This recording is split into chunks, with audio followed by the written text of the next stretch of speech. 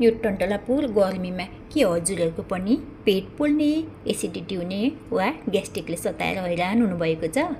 कस्तो गाह्रो हुन्छ है पेट पोल्ने, अमिलो पानी आउने। आज म हजुरहरूलाई माया टिप्सको शीतल घरेलु उपाय बताउँछु ल। यसको लागि हामीलाई चाहिन्छ मिठा सुप अनि अर्को धागोवाला मिश्री।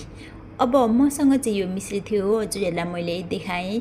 हजुरहरूसँग धागोवाला मिश्री छ भने त्यो प्रयोग गर्न सक्नुहुन्छ है ल।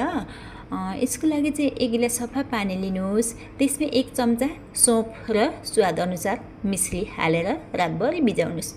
यदि हजुरहरूलाई हतार छ भने चाहिँ सौंफ र मिश्रीलाई हल्का उमालेर चिसो पारेर पनि पिउन सक्नुहुन्छ है। अब जुन भिजाउनु भएको छ नि, रातभरि भिजाउनु भएको त्यो मिश्री पानी छ नि, सौंफ मिश्री पानी, त्यसलाई चाहिँ बिहान उठेर राम्रोसँग छानेर खाली पेटमा पिउनुहोस्। यसले पेटको गर्मी त शान्त पार्छ। अर्को एकदमै महत्त्वपूर्ण कुरा भनेको मुखको दुर्गन्ध हटाउँछ अनि तौल घटाउन पनि मद्दत गर्दछ। हजुरहरूलाई यो उपाय कस्तो लाग्यो भिडियो सेयर गर्नुहोस् अनि माया टिप्सलाई फलो गर्न नभुल्नु होला है त। धन्यवाद।